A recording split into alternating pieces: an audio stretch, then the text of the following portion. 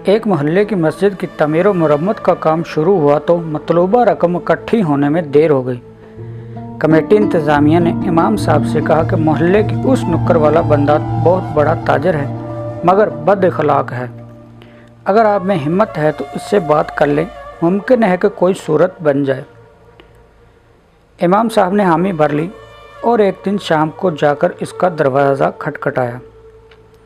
चंद लम्हे बाद ताजर साहब अंदर से नमूदार हुए। इमाम साहब ने अपने आने की वजह बताई तो साहब गुस्से से बोले कि एक तो तुम्हारे स्पीकरों के बार बार चलने से हमारा सुकून बर्बाद है, ऊपर से तुम मेरे घर तक आ पहुँचे हो, और दूसरे मोहल्लेदार मर गए हैं जो मुझसे चंदा लेने की ज़रूरत आन पहुँची। इमाम साहब ने कहा, साहब अल्लाह का दिया हुआ मौका है, आपके लिए आपके दस्ते तावन की असल ज़रूरत है। मैं खाली हाथ नहीं जाना चाहता। अल्लाह ताला आपके मालो जमाल में बरकत दे। ताजर ने इमाम साहब से कहा, लाओ अपना हाथ दो, मैं तुम्हें चंदा दूँ। इमाम साहब ने जैसे ही हाथ आगे बढ़ाया, इस ताजर ने इमाम साहब के हाथ पर थूक दिया। इमाम साहब ने बिस्मिल्लाह पढ़कर ये थूक वाला हाथ अपने सीने पर मल लिया और दूसरा हाथ इस ताजर की तरफ बढ़ाते हुए कहा, ये इमदाद तो मेरे लिए हो गई, अब इस हाथ पर अल्लाह के लिए इमदाद रख दीजिए। इस ताजर को ये बात न जाने कहाँ जाकर लगी कि इसकी आंखों में आंसू आ गए और मुंह से अस्तगफिरुल्लाह कहना शुरू हो गया।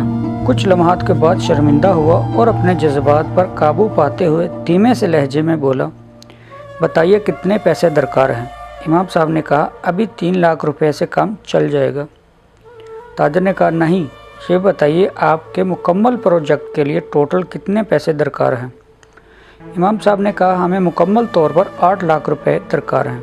ताजर साहब अंदर जाकर 8 लाख रुपए का एक चेक बनाकर लाए और इमाम साहब को दे दिए और कहा, आज से इस मस्जिद की तमाम जिम्मेदारी मेरी। यह सुनकर इमाम साहब बहुत खुश हुए और दुआएं देते हुए वापस आ गए। बात करने का अंदाज, सलीका, तमीज़ और अदब आ जाए तो बड़े से बड़ा मुतकब्बर और फासिक शख्स भी हदायत पा सकता है।